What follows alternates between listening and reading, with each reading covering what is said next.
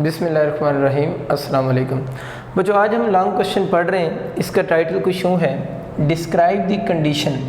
आप कंडीशन बताएं for maximum power output delivered, यानी मैक्सिमम जो पावर आउटपुट है जो डिलीवर हो रही है किसको, to the load resistance. Load resistance क्या होती है? जो बच्चों किसी भी सर्किट में एक्सटर्नल रेजिस्टर लगा होता है ना, किसी भी सर्किट के अंदर जो एक्सटर्नल रेजिस्टर लगा होता है, पता है ना, दो तरह के रेजिस्टर मैंने प्रीवियस लेक्चर में आपको पढ़ाए थे। एक बैटरी के अंदर रेजिस्टर लगा होता है जिसकी रेजिस्टेंस को इंटरनल रेजिस्टेंस कहते हैं, इंटरनल रेजिस्टेंस जिसको स्मॉल आर से डिनोट करते हैं ना। एक एक्सटर्नल रेजिस्टर लगा होता है जिसकी रेजिस्टेंस को यूजुअली हम कैपिटल आर से डिनोट करते हैं। तो जो एक्सटर्नल रेजिस्टर होता है उसकी रेजिस्टेंस को हम लोड रेजिस्टेंस भी कहते हैं, ठीक है। जो एक्सटर्नल रेजिस्टर होगा उसकी रेजिस्टेंस को हम लोड रेजिस्टेंस भी कहते हैं या उसको लोड रेजिस्टर भी कहते हैं। तो इसका क्वेश्चन बेसिकली ये है कि आप लोग वो कंडीशन बताएं, आप लोगों ने वो कंडीशन बतानी है कि जब आपकी जो बैटरी है ना, आप लोगों ने वो कंडीशन बतानी है जब आपकी बैटरी जो है वो उस एक्सटर्नल रेजिस्टर को मैक्सिमम पावर क्या करे, डिलीवर करे। तो क्वेश्चन उसका ये है कि आप वो कंडीशन बताएं जब आपकी जो बैटरी है उस एक्सटर्नल रेजिस्टर को या लोड रेजिस्टर को मैक्सिमम पावर क्या करेगी, सप्लाई करेगी। उस कंडीशन की बच्चों आप लोगों ने बात करनी है कि क्या कंडीशन होगी कि जब बैटरी जो है उसको मैक्सिमम पावर क्या करेगी, सप्लाई करेगी। बैटरी के लिए हम एक और वर्ड भी यूज़ करते हैं, बैटरी को हम सोर्स भी बोल रहे होते हैं ना, यानी बैटरी के लिए हम वर्ड क्या यूज़ करते हैं, सोर्स भी वर्ड यूज़ कर रहे होते हैं। तो अब हम स्टार्ट करते हैं अपना टॉपिक मैक्सिमम पावर आउटपुट। असल में तो इस टॉपिक में हम लोगों ने मैक्सिमम पावर आउटपुट का फार्मूला ड्राइव करना है और उसकी किस पे बात करनी है, कंडीशन पे बात करनी है। तो बुक में इसका जो फर्स्ट पैराग्राफ है उसमें इसने इसकी थोड़ी सी एक्सप्लेनेशन भी लिखी हुई है। उस एक्सप्लेनेशन को पहले हम देख लेते हैं, उसके बाद फिर हम लोग इसकी कैलकुलेशन स्टार्ट कर देंगे। तो उस एक्सप्लेनेशन में उसने लिखा हुआ है कि बहुत सारे ऐसे इलेक्ट्रॉनिक डिवाइसेस होते हैं जहाँ पर हमारी ये रिक्वायरमेंट होती है कि मैक्सिमम ट्रांसफ़र ऑफ पावर हो रही हो, यानी बहुत सारे ऐसे इलेक्ट्रॉनिक सर्किट्स होते हैं। तो मैंने बच्चों ये लिखा है कि बहुत सारे ऐसे इलेक्ट्रॉनिक सर्किट्स होते हैं जिनके अंदर हम ये चाहते हैं मैक्सिमम ट्रांसफ़र ऑफ पावर हो रही हो, यानी काफ़ी सारे इलेक्ट्रॉनिक सर्किट्स में ये हमारी रिक्वायरमेंट होती है कि मैक्सिमम ट्रांसफ़र ऑफ पावर हो रही हो। और कहाँ से मैक्सिमम ट्रांसफ़र ऑफ पावर हो रही हो, फ्रॉम सोर्स टू लोड। ये बुक में लफ्ज़ लिखा हुआ है कि बहुत सारे इलेक्ट्रॉनिक सर्किट्स में हम ये चाहते हैं कि मैक्सिमम ट्रांसफ़र ऑफ पावर हो रही हो फ्रॉम सोर्स टू लोड। ये जो बुक में लफ्ज़ लिखा है ना, फ्रॉम सोर्स टू लोड, या सोर्स का मतलब है कि बैटरी से मैक्सिमम पावर क्या हो रही हो, ट्रांसफ़र हो रही हो। और यहाँ पर जो लोड का वर्ड बुक में लिखा हुआ है उसका मतलब है एक्सटर्नल रेजिस्टर। तो ये उसने बात लिखी हुई कि बहुत सारे इलेक्ट्रॉनिक सर्किट्स में हम ये चाहते हैं कि मैक्सिमम ट्रांसफ़र ऑफ पावर हो रही हो फ्रॉम सोर्स टू लोड कह लें, ये बुक में लफ्ज़ लिखा हुआ है। या आप यूँ भी कह सकते हैं कि बैटरी से एक्सटर्नल रेजिस्टर को मैक्सिमम पावर ट्रांसफ़र हो रही हो। इसकी उसने दो एग्जांपल दिए हैं, मतलब जहाँ पर हम ये चाहते हैं मैक्सिमम ट्रांसफ़र ऑफ पावर हो रही हो। पहले उसने जो एग्जांपल दी है ना, वो ये बात कर रहा है कि जो रेडियो होता है, रेडियो और टीवी की ट्रांसमिशन के दौरान, यानी जब रेडियो या टीवी के सिग्नल्स की ट्रांसमिशन हो रही होती है उस दौरान हम ये चाहते हैं कि जो ट्रांसमिटिंग मीडिया होता है उस ट्रांसमिटिंग मीडिया से मैक्सिमम पावर डिलीवर हो रही हो to the antenna system. Antenna system मैंने लिखा है। तो पहली बात उसने ये की कि ड्यूरिंग रेडियो और टीवी ट्रांसमिशन हमारी ये रिक्वायरमेंट होती है कि जो ट्रांसमिटिंग मीडिया है वहाँ से मैक्सिमम पावर किसको डिलीवर हो रही हो, एंटीना सिस्टम को डिलीवर हो रही हो। जब मैक्सिमम पावर डिलीवर होगी तो उससे सिग्नल्स की क्वालिटी भी काफ़ी हद तक क्या हो जाएगी, इनहेंस हो जाएगी। या इसके हम एक और एग्जांपल लिख लेते हैं कि हम ये चाह रहे होते हैं कि जो एम्पलीफायर है ना, एम्पलीफायर जो होता है वो मैक्सिमम पावर डिलीवर करे किस चीज़ को, स्पीकर को। यानी जब एम्पलीफायर मैक्सिमम पावर डिलीवर करेगा किसको, स्पीकर्स हो, तो जैसे ही स्पीकर को मैक्सिमम पावर ट्रांसफ़र होगी तो उससे जो साउंड की क्वालिटी होगी वो भी काफ़ी हद तक क्या हो जाएगी, इन्हेंस हो जाएगी, या यू कैन से कि साउंड की लाउडनेस भी क्या हो जाएगी, इंक्रीज़ हो जाएगी। तो ये उसने जनरल सी एग्जांपल दी हुई है कि कुछ इलेक्ट्रॉनिक सर्किट्स में हमारी ये फंडामेंटल रिक्वायरमेंट होती है कि सोर्स जो है वो लोड को मैक्सिमम पावर ट्रांसफ़र करे। और दो एग्जांपल उसने लिखी। नॉर्मली हमारी जो रिक्वायरमेंट होती है, हम ये चाहते हैं किसी भी ट्रांसमिटिंग मीडिया से एंटीना सिस्टम को एक तो मैक्सिमम पावर डिलीवर हो रही हो, और दूसरा हम ये चाहते हैं कि जो एम्पलीफायर होता है वो स्पीकर को मैक्सिमम पावर क्या करे, डिलीवर करे। अब इशू ये है कि हमारी रिक्वायरमेंट ये है कि सोर्स मैक्सिमम पावर किसको दे, लोड को दे। इस टॉपिक में हम लोगों ने उस कंडीशन की बात करनी है कि क्या ऐसी कंडीशन होगी जिसको अगर हम अप्लाई करें तो जो बैटरी या सोर्स है वो बेसिकली जो होगा वो एक्सटर्नल रजिस्टर या लोड को मैक्सिमम पावर क्या करेगा, डिलीवर करेगा। देखिए बच्चे, दो मैं वर्ड यूज़ करूँगा। एक हम यहाँ पर वर्ड यूज़ करेंगे सोर्स रेजिस्टेंस। जो सोर्स रेजिस्टेंस हम वर्ड यूज़ करेंगे ना, उसका मतलब असल में होगा इंटरनल रेजिस्टेंस, यानी उसका मतलब कौन सा होगा, इंटरनल रेजिस्टेंस। प्रीवियस लेक्चर मैंने बता दिया था कि इंटरनल रेजिस्टेंस बैटरी की किस वजह से होती है, ड्यू टू इलेक्ट्रोलाइट की वजह से होती है। यानी बैटरी के अंदर जो इलेक्ट्रोलाइट होता है उस इलेक्ट्रोलाइट की वजह से जो रेजिस्टेंस होती है उसे हम क्या बोलते हैं, इंटरनल रेजिस्टेंस कहते हैं। तो एक चीज़ वर्ड हम क्या यूज़ करेंगे, सोर्स रेजिस्टेंस। सोर्स रेजिस्टेंस आपको समझ आ गया ना किसको कहते हैं, इंटरनल रेजिस्टेंस। और इंटरनल रेजिस्टेंस किस वजह से होगी, इलेक्ट्रोलाइट की वजह से होगी। दूसरा हम वर्ड यूज़ करेंगे लोड रेजिस्टेंस। लोड रेजिस्टेंस जो होगी वो किसकी रेजिस्टेंस है, लोड रेजिस्टेंस असल में जो एक्सटर्नल रेजिस्टेंस होगी ना, जिसको हम कैपिटल आर से डिनोट करते हैं, तो उसको हम लोड रेजिस्टेंस बोलेंगे। तो लोड रेजिस्टेंस असल में जो एक्सटर्नल रेजिस्टर होगा ना उसकी रेजिस्टेंस को हम क्या बोलेंगे, लोड रेजिस्टेंस कहेंगे। तो आप लोगों ने याद रखना है मैक्सिमम पावर डिलीवर्ड के लिए ये कंडीशन होगी कि ये जो इंटरनल रेजिस्टेंस और एक्सटर्नल रेजिस्टेंस का आपस में लिंक क्या है। यानी मैक्सिमम पावर डिलीवर्ड को जो चीज़ कंट्रोल करेगी वो इंटरनल रेजिस्टेंस और एक्सटर्नल रेजिस्टेंस की वैल्यू कंट्रोल करेंगे। तो मैक्सिमम पावर डिलीवर्ड का जो कंट्रोलिंग फैक्टर हैं वो एक्सटर्नल और इंटरनल रेजिस्टेंस आपस में एक दूसरे को अगर आप एडजस्ट करेंगे तो इन दोनों की एडजस्टमेंट से मैक्सिमम जो पावर डिलीवर हो रही है वो भी क्या होगी, इफेक्ट होगी। इस टॉपिक में हम लोगों ने बात ये करनी है कि मैक्सिमम पावर कब डिलीवर होगी। तो आप लोगों ने अभी नोट कर लेना है, फिर हम इसको अप्लाई भी करेंगे कि फॉर मैक्सिमम पावर आउटपुट के मैक्सिमम बैटरी पावर, कोई भी बैटरी लोड को मैक्सिमम पावर उस वक्त डिलीवर करेगी जब उसकी जो एक्सटर्नल रेजिस्टेंस है या जब उसकी जो लोड रेजिस्टेंस है वो इक्वल टू हो जाए internal resistance of the battery के। इसका मतलब ये हुआ कि कोई भी बैटरी, अभी हम इस बात को प्रूव भी करेंगे, ये आप लोगों ने एमसीक्यू के लिए भी याद रखना है कि कोई भी battery maximum power load register को कब देगी, कि जब आप लोड रजिस्टर की रेजिस्टेंस को बैटरी की इंटरनल रेजिस्टेंस के इक्वल कर दें तो वो बैटरी उस लोड रजिस्टर को मैक्सिमम पावर डिलीवर करेगी। इसका मतलब ये हुआ कि अगर ऐसा हो जाए कि इफ़ स्मॉल आर जो है वो कैपिटल आर की इक्वल ना हो, यानी अगर स्मॉल आर कैपिटल आर की इक्वल ना हो, नॉट इक्वल होने का मतलब क्या है, आपके पास जो है ये अनइक्वल हो, कैपिटल आर ग्रेटर हो जाए या स्मॉल आर ग्रेटर हो जाए, मतलब दोनों में से कोई भी कंडीशन बन सकती है। तो उस कंडीशन में जो बैटरी होगी वो उस एक्सटर्नल रजिस्टर को मैक्सिमम पावर जो है वो डिलीवर नहीं करेगी। तो इसका मतलब ये हो कि मैक्सिमम पावर डिलीवर होने के लिए दोनों रेजिस्टेंस का इक्वल होना ज़रूरी है। अगर दोनों रेजिस्टेंस अनइक्वल हो जाएंगी तो उस वक्त जो बैटरी होगी वो मैक्सिमम पावर एक्सटर्नल रजिस्टर को डिलीवर नहीं करेगी।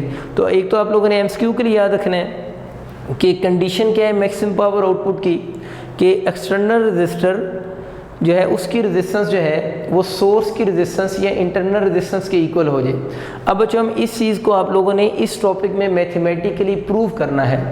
ज़्यादातर ये वाला जो क्वेश्चन है वो बोर्ड में शॉर्ट क्वेश्चन में आया हुआ होता है। तो अगर ये शॉर्ट क्वेश्चन में आ जाए तो ये वाली एक्सप्लेनेशन आपको लिखने की ज़रूरत नहीं है। अभी जो मैं कैलकुलेशन स्टार्ट करूँगा आप लोगों ने डायरेक्ट इस टॉपिक का स्टार्ट उस कैलकुलेशन से लेना है। लेकिन अगर ये लॉन्ग क्वेश्चन में आ जाए तो फिर ये वाली थोड़ी सी जो एक्सप्लेनेशन मैंने दी आप ये एक्सप्लेनेशन पहले लिखेंगे और उसके बाद कैलकुलेशन लिखेंगे।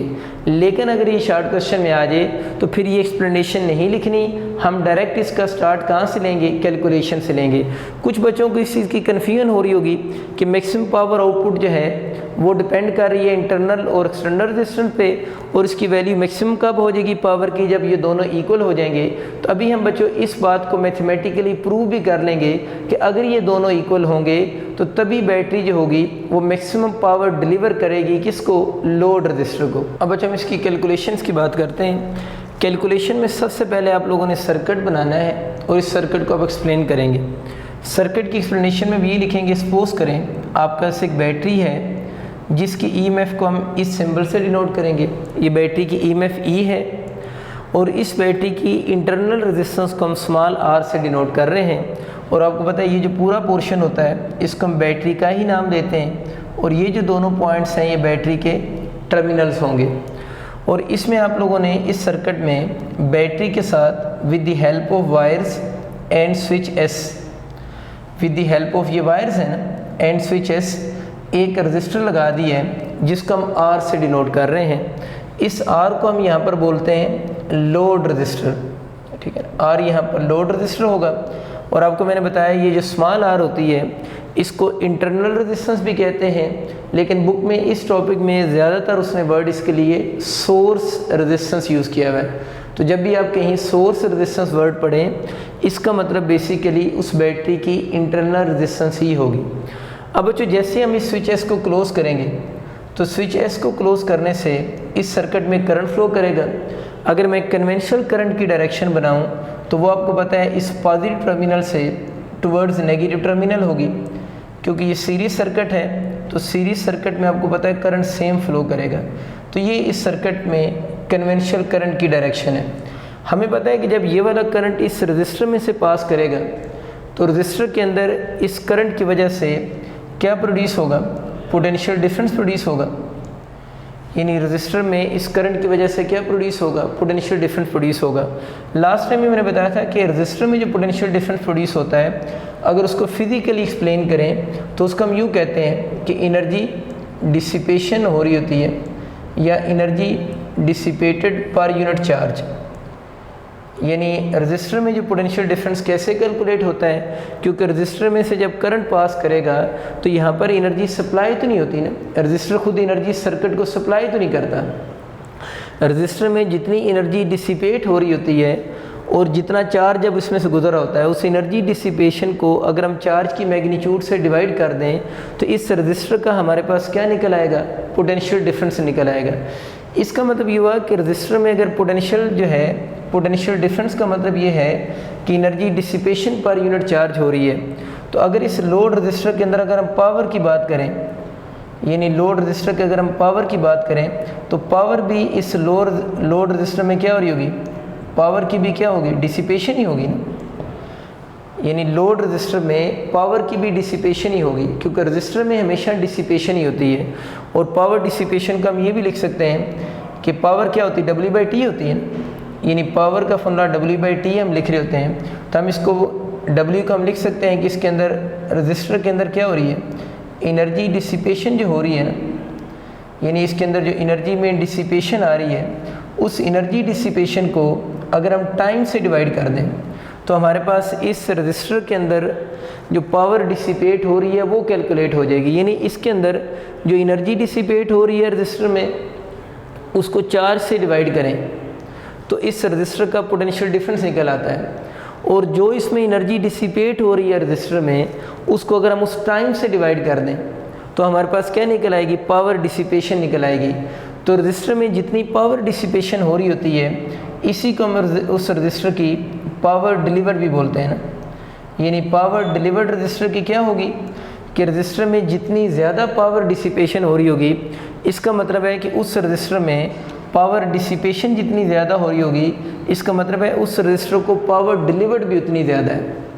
Greater the power dissipation more will be the power delivered, क्योंकि हमें पता है कि law of conservation of energy के अकॉर्डिंग जितनी यहाँ से पावर उसको सप्लाई हो रही है उतनी पावर यहाँ पर क्या हो रही है, डिसिपेट भी हो रही है। Law of conservation of energy है कि जितनी पावर यहाँ से सप्लाई होगी उतनी पावर यहाँ पर डिसिपेट भी होगी। तो अगर पावर डिसिपेशन ज़्यादा है तो इसका मतलब है कि इस रजिस्टर को पावर डिलीवर्ड भी क्या हो रही है, ज़्यादा हो रही है, तभी यहाँ पर पावर डिसिपेट भी क्या हो रही है, ज़्यादा हो रही है। तो ये कुछ बेसिक से कंसेप्ट आप लोगों ने रजिस्टर के बारे में याद रखना है कि रजिस्टर में से एनर्जी सप्लाई नहीं होती बल्कि रजिस्टर में एनर्जी डिसिपेट होती है। एनर्जी सप्लाई का सोर्स बेसिकली क्या चीज़ है, battery is a source of energy supply है, बैटरी एनर्जी सप्लाई कर रही होगी। अब बच्चों अगर हम इस सर्किट को आगे कैलकुलेशन की तरफ लेकर चलते हैं तो आप सब ने पढ़ा हुआ है कि P इज़ इक्वल टू क्या होता है, I इंटू वी होता है। और हम इस फार्मूला में V को किस से रिप्लेस कर सकते हैं, हमें पता है V किसके इक्वल होगा, I R के इक्वल होगा। अगर V I R के इक्वल होगा तो power is equal to I को उसी तरह लिखा रहने दें, V की जगह पर हम क्या लिख सकते हैं, I R लिख सकते हैं ना, तो P इक्वल टू I हो जाएगा और इनटू साथ में आप लोगों ने I R लिख देना। तो इस केस में जो पावर का फार्मूला बन जाएगा वो I स्क्वायर R हो जाएगा। ठीक है बात, तो पावर का फार्मूला I स्क्वायर R हो जाएगा। अगर आपको प्रीवियस टॉपिक याद है तो इस सर्किट में फ़्लो होने वाला हम लोगों ने करंट कैलकुलेट किया था। अगर उस करंट का मैं फार्मूला लिखूं तो I is equal to EMF over R plus R था, क्योंकि ये वाला जो करंट है ये दो रजिस्टर में से पास कर रहा है ना, एक एक्सटर्नल में से भी और एक इसमें इंटरनल में से भी पास कर रहा है ना। तो इसलिए हम लोगों ने इस सर्किट के लिए प्रीवियस लेक्चर में जो करंट का फार्मूला लिखा था I equal to EMF over R plus R था। इस बच्चों I की वैल्यू को आप लोगों ने इस I की जगह पर पुट कर देना है। तो हम ये लिखेंगे putting this value in equation 1। अगर उस I की वैल्यू को इस इक्वेशन 1 में पुट कर दें तो power is equal to I का स्क्वायर आ रहा है, तो ये इक्वेशन कुछ यूँ बनेगी EMF over R plus R का होल स्क्वायर हो जाएगा और इनटू साथ में आप लोगों ने स्मॉल r लिख देना। ठीक होगी बात। अब इसको अगर हम ओपन कर देते हैं स्क्वायर को, यानी ऊपर अगर स्क्वायर को ओपन कर दें तो ये हो जाएगा EMF का स्क्वायर और नीचे उसी तरह ये R प्लस R का होल स्क्वायर इनटू R हो जाएगा। तो आप लोगों ने इस स्क्वायर को ऊपर और नीचे अलग-अलग लिख दिए। अब बच्चे अगर हम नीचे देखें तो ये बेसिकली A प्लस B का स्क्वायर लिखा हुआ है। A प्लस B का स्क्वायर क्या होता है, A square plus B square plus 2AB। तो इस स्क्वायर को आप उसी तरह ओपन कर दो जिस तरह मैंने A square plus B square बोला है, ये उसी तरह ही EMF का square R divided bye A plus B का स्क्वायर है ना, तो A का स्क्वायर प्लस B का स्क्वायर प्लस 2A और B हो गया। तो आप लोगों ने A प्लस B के स्क्वायर को ओपन कर दी। अब बच्चों आप एक चेंज ये करें, इसके डिनोमिनेटर में आप एक दफ़ा प्लस भी कर दें और एक दफ़ा माइनस भी कर दें 2R इंटू R को ना, यानी जो इसका डिनोमिनेटर है उस डिनोमिनेटर में आप लोगों ने ये सारा काम किस में करना है, डिनोमिनेटर में आप लोगों ने एक दफ़ा प्लस भी करना है 2R इंटू R को और एक दफ़ा आप इसको माइनस भी कर देंगे। तो अगर इसको क्यों प्लस माइनस कर रहे हैं अभी आपको आइडिया हो जाएगा। तो इसका जो फार्मूला बनेगा EMF का स्क्वायर R उसी तरह ही डिवाइडेड बाय R का स्क्वायर प्लस R का स्क्वायर। तो मैंने बताया कि एक दफ़ा हम माइनस करेंगे और एक दफ़ा हम प्लस करेंगे। ये जो अभी आप लोगों ने लिखा है ना, एक दफ़ा माइनस किया और एक दफ़ा प्लस किया, ये एक्स्ट्रा वाला है और अभी इसका अपना यहाँ पर जो बाकी है वो प्लस 2R इंटू R है ना, यानी इसका अपनी जो वैल्यू लिखी हुई है वो 2R इंटू R अभी इसकी अपनी वैल्यू लिखी हुई है। और ये जो चीज़ आपको नज़र आ रही है 2R इंटू R, ये टर्म आप लोगों ने एक्स्ट्रा में लिख देनी है। तो उसी तरह ही हो जाएगा A का स्क्वायर प्लस B का स्क्वायर वही रहा और माइनस 2R इंटू R एक दफ़ा आप लोगों ने माइनस भी किया है और एक दफ़ा आप लोगों ने प्लस भी कर दी है। और इस टर्म को आप लोगों ने इसके अंदर, ये वो ओरिजिनल टर्म है ये वाली, और ये आप लोगों ने एक्स्ट्रा में ऐड की है। तो आप देख लें जब इसको इससे कैंसिल कर देते हैं, कैंसिल तो हो सकता है ना ये, तो इससे इस इक्वेशन में ओवरऑल इक्वालिटी पे कोई फ़र्क नहीं पड़ेगा। अब बच्चों इसी इक्वेशन को मैं दोबारा रीअरेंज करता हूँ तो आपको ये तो आइडिया हो गया कि इन दोनों के आ जाने से इक्वालिटी को कोई फ़र्क नहीं पड़ा। इसको रीअरेंज करने का मतलब ये है कि अगर मैं इन तीन को आपस में इकट्ठा करके लिख दूँ और इन दो को आपस में इकट्ठा करके लिख दूँ, ठीक होगी बात। तो ये जो सारी पावर लिखी हुई है ना वो असल में आपकी पावर कौन सी है, आउटपुट हम इसको कहते हैं ना। तो आप लोगों ने जितने भी ये सारे स्टेप्स हैं उसमें जहाँ जहाँ पर आपको P नज़र आ रहा है उसके साथ आप आउटपुट का वर्ड लिख लीजिएगा ना, यानी पावर के साथ आप क्या लिख सकते हैं, आउटपुट का वर्ड साथ में लिख लीजिएगा, ठीक है। तो मैं ये आपसे कह रहा हूँ कि आप लोगों ने इन पहले 3 को इकट्ठा कर लें और आखिरी 2 को आपस में इकट्ठा कर लें। हम ऐसा क्यों कर रहे हैं, क्योंकि हम लोगों ने वो प्रूव करना है जो बुक में हमें गिवन है ना। तो power output is equal to, ऊपर उसी तरह ही EMF का स्क्वायर R डिवाइडेड बाय, अब ज़रा ध्यान से देखना। देखो बच्चों मैं पढ़ रहा हूँ A square plus B square minus 2AB, A square plus B square minus 2AB, तो क्या बनेगा, A माइनस B का स्क्वायर नहीं हो जाएगा।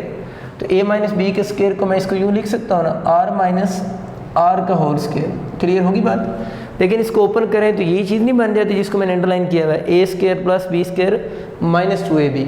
मैंने ये कहा था इन 3 को इकट्ठा करके क्या लिख सी है, R माइनस R का होल स्क्वायर प्लस, उसके बाद आप लोगों ने ये लिख देना है 2R into R plus 2R into R। तो इन दोनों को अगर हम ऐड करेंगे तो ये क्या चीज़ बन जाएगी, 4R इंटू R की इक्वल हो जाएगा। तो आप लोगों ने उनको आपस में कंबाइन करके लिख देना, बड़ी सिंपल सी बात होगी। अब बच्चों इस इक्वेशन से देखो, हम ये चाह रहे हैं कि इस पावर आउटपुट को मैक्सिमम करें। पावर आउटपुट तब मैक्सिमम होगी जब इसका डिनोमिनेटर मिनिमम होगा। ये तो बड़ी सिंपल सी बात है कि इस फिज़िकल क्वांटिटी को अगर मैक्सिमम करना चाह रहे हैं तो कब मैक्सिमम होगी, जब इसका डिनोमिनेटर क्या होगा, मिनिमम होगा। इसके डिनोमिनेटर कब मिनिमम हो सकता है कि जब ये वाली पूरी टर्म ज़ीरो हो जाए, यानी डिनोमिनेटर तब मिनिमम होगा जब इनमें से ये वाली टर्म या ये वाली एक पूरी टर्म ही ज़ीरो हो जाए। तो टर्म जब ज़ीरो होगी उस वक्त ये डिनोमिनेटर मिनिमम हो जाएगा, तो पावर आउटपुट मैक्सिमम हो जाएगी।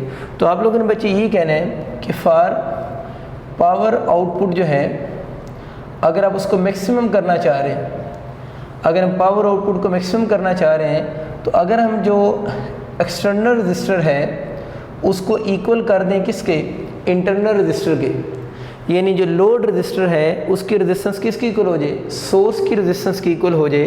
तो फिर देखें क्या होगा इस इक्वेशन में, अगर इसको पुट करें स्वाभाविक इक्वेशन, अगर हम इस चीज़ को ऊपर वाली इक्वेशन में पुट कर दें कि पावर आउटपुट को मैक्सिमम करने के लिए अगर हम इस इक्वेशन में लोड रेजिस्टेंस को सोर्स की रेजिस्टेंस के इक्वल कर दें या एक्सटर्नल रेजिस्टेंस को इंटरनल रेजिस्टेंस के इक्वल कर दें, तो उस वक्त ये वाला जो फैक्टर होगा वो किसके इक्वल हो जाएगा, ज़ीरो नहीं हो जाएगा। और जैसे ये वाला फैक्टर ज़ीरो होगा तो मैथमेटिकली जब ये फैक्टर ज़ीरो हुआ तो डिनोमिनेटर मिनिमम हुआ और पावर आउटपुट फिर आप लोगों की मैक्सिमम हो जाएगी। इसको ज़रा चेक करते हैं कि पावर जो आउटपुट है अगर हम उसको मैक्सिमम करना चाह रहे हैं, पावर आउटपुट को मैक्सिमम करना चाह रहे हैं, तो मैंने क्या बोला कि हम एक्सटर्नल रजिस्टर को किसके इक्वल कर देंगे, इंटरनल रेजिस्टेंस के इक्वल कर देंगे। तो आप इस फार्मूला में इस वैल्यू को पुट कर दो। वैल्यू किस तरह पुट करो ना, जहाँ पर आपको स्मॉल r नज़र आ रहा है उसको आप कैपिटल R से रिप्लेस कर दें। तो अगर स्मॉल r को मैं कैपिटल R से रिप्लेस करूँगा तो यहाँ पर स्मॉल r था ना, उसकी जगह पर आप लोगों ने कैपिटल R लिख दी है, प्लस 4R इंटू R हो जाएगा। ठीक होगी बात। अब अगर हम इसको सॉल्व करते हैं तो EMF का स्क्वायर ओवर R, अब देखो ना ये इससे कैंसिल हो जाएगा, तो ज़ीरो का स्क्वायर ज़ीरो ही हुआ ना। तो अब खुद सोचो इसके नीचे सिर्फ क्या टर्म बच गई है, 4R स्क्वायर नहीं हो गया। ये मैं आपसे शुरू में कह रहा था कि जब ये दोनों आपस में इक्वल हो जाएंगी उस वक्त पावर आउटपुट मैक्सिमम क्यों हो जाती है, क्योंकि डिनोमिनेटर में जब ये वाली टर्म ही ख़त्म हो जाएगी, कम होने का मतलब क्या, बिल्कुल ही ज़ीरो होगी। जब ये पूरी टर्म ज़ीरो होगी तो पावर आउटपुट ने मैक्सिमम हो जाना है। यही बात आप लोगों ने MCQ के लिए भी याद रखनी है कि power delivered by the battery कब मैक्सिमम होगी, जब उसकी एक्सटर्नल रेजिस्टेंस इंटरनल रेजिस्टेंस के इक्वल होगी। अब ये जो कैपिटल R है अगर इसको इससे कैंसिल कर दें तो इसका फार्मूला क्या बन जाएगा, पावर आउटपुट का EMF का स्क्वायर ओवर कौन सा हो जाएगा, 4R भी इसको लिख सकते हैं। देखिए मैंने आपसे ही बोला था कि आप स्मॉल r को किस से रिप्लेस कर दें, कैपिटल R से, तो हैं तो ये दोनों इक्वल ना। हम ये भी तो कर सकते हैं ना कि कैपिटल R को रिप्लेस कर दें किस से, स्मॉल r से, दोनों तरह की रिप्लेसमेंट हो सकती है। तो फिर पावर आउटपुट का जो फार्मूला बन जाएगा वो EMF का स्क्वायर ओवर कौन सा हो जाएगा 4R इंटू आर हो जाएगा। तो ये भी आपके MCQ में आ सकते हैं कि फार्मूला आइडेंटिफाई होने के लिए कि मैक्सिमम पावर आउटपुट का फार्मूला क्या होगा, उसका फार्मूला EMF का स्क्वायर ओवर 4R भी ठीक है और EMF का square over 4 into small r भी ठीक है। तो दोनों फार्मूले उसी के ही काउंट होते हैं। बच्चों हम प्रॉब्लम्स की बात करते हैं और फर्स्ट ऑफ ऑल प्रॉब्लम 5 से स्टार्ट लेते हैं। प्रॉब्लम 5 में कह रहे हैं कि एक 10 वाट रजिस्टर है। अब रजिस्टर के साथ जब पावर लिखी हुई हो ना, तो ये बेसिकली रजिस्टर के साथ जो पावर लिखी होगी वो पावर कंज्यूम लिखी हुई है ना, यानी रजिस्टर के साथ जब पावर लिखी होगी पावर कंज्यूम्ड बाय R लिखी हुई है और पावर कंज्यूम्ड बाय R को हम P से डिनोट कर लेते हैं और वो कितने वाट है 10 वाट है। तो ये लिखा हुआ है ना कि 10 वाट रजिस्टर, इसका मतलब मैंने आपको बताया था रजिस्टर में हमेशा पावर क्या होती है डिसिपेट होती है या रजिस्टर में पावर कंज्यूम होती है। तो हम कह सकते हैं ये पावर कंज्यूम्ड बाय रजिस्टर है, R लिख दें या बाय रजिस्टर लिख दें एक ही बात है। अच्छा एक पूरा लफ्ज़ रजिस्टर ही लिख दें।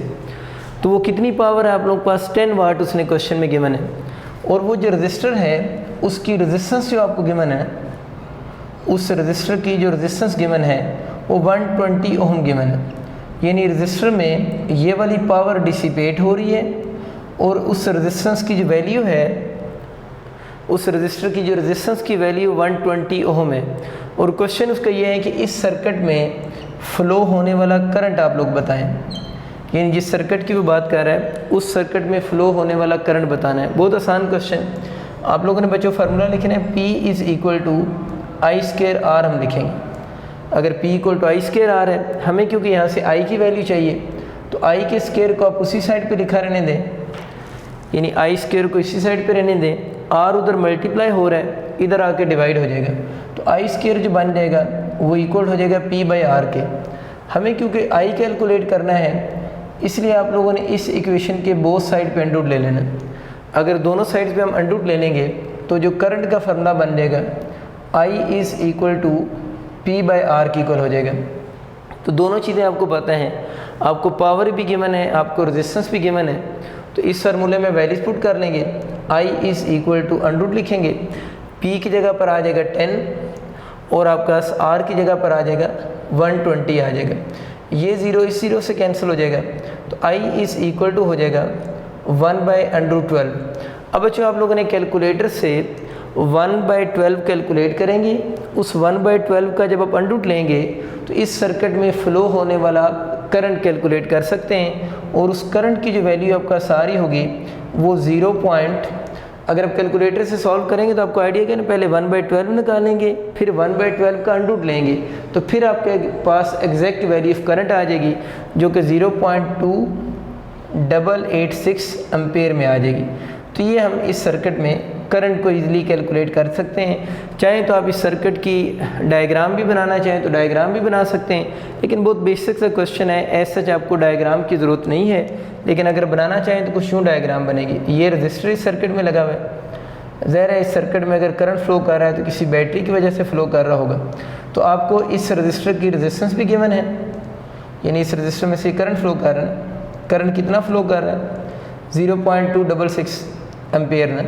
इस रजिस्टर की रेजिस्टेंस भी आपको गिवन है, वो कितनी गिवन है जी 120 ओम। और इस रजिस्टर में जो पावर कंज्यूम हो रही है वो भी आपको गिवन है।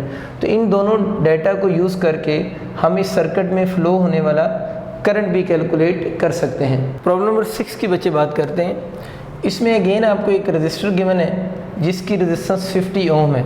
यूँ बना सकते हैं कि सपोज करें ये आपको कोई रजिस्टर गिवन है और इस रजिस्टर की जो रेजिस्टेंस है वो 50 ओम आपको रजिस्टर की रेजिस्टेंस गिवन है the potential difference of 100 volt. यूँ समझें कि इस रजिस्टर के इस तरफ बैटरी का पॉजिटिव टर्मिनल है, इस तरफ नेगेटिव है। अगर आप चाहें तो बैटरी भी बना सकते हैं, अगर आप ये नहीं बनाना चाह रहे तो आप इसके साथ बैटरी लगा दें।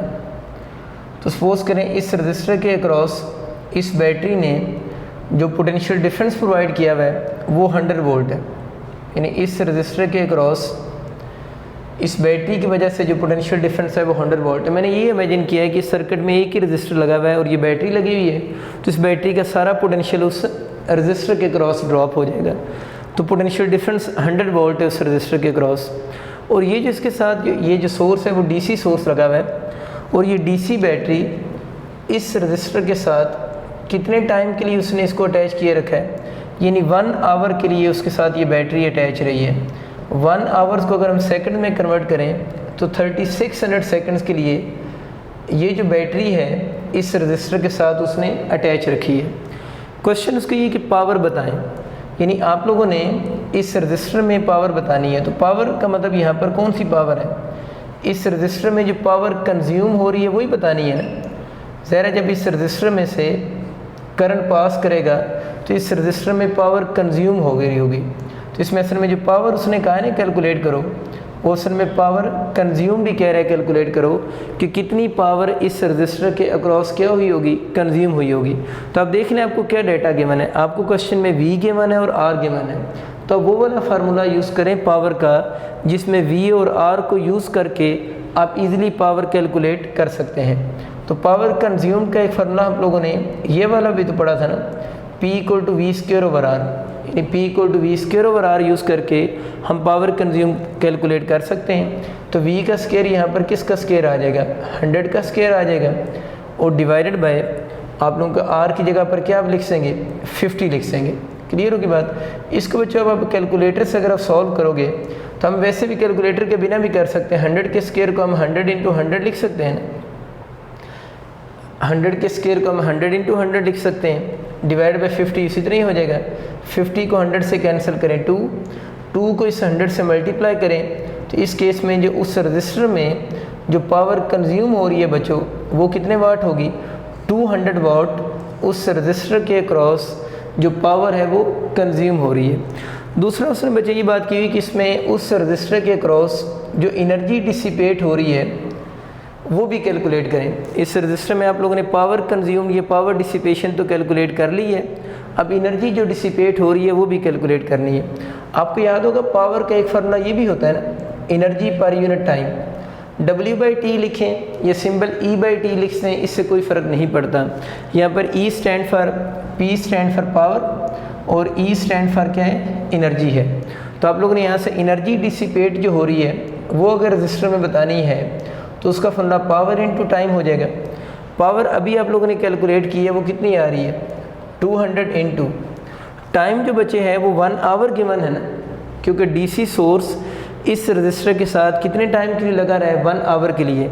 1 आवर का मतलब कितना होता है, 3600 सेकेंड्स। तो आप लोगों ने इसको 3600 से मल्टीप्लाई कर देना। क्लियर होगी बात। तो 200 को जब आप 3600 से मल्टीप्लाई करेंगे तो इसका जो आंसर बन जाएगा वो 0.72 इंटू 10⁻6 जूल हो जाएगा। यानी इन दोनों को अगर हम मल्टीप्लाई करेंगे तो इसका आंसर 0.72 इंटू 10⁻6 जूल हो जाएगा। ये आप कैलकुलेटर से कर सकते हैं। और 10⁻6 जो होता है इसको तो हम मेगा भी लिख सकते हैं ना, यानी 10⁻6 जो होता है वो मेगा की इक्वल होता है। तो एनर्जी यहाँ से बन जाएगी 0.72 और साथ में आप क्या लिख सकते हैं, मेगा जूल लिख सकते हैं। तो ये वो एनर्जी है जो बच्चों इस रजिस्टर के क्रॉस डिसिपेट हो रही है, और ये वो पावर है जो इस रजिस्टर के क्रॉस डिसिपेट या कंज्यूम हो रही है। आप सबका बहुत शुक्रिया। अल्लाह हाफ़िज़।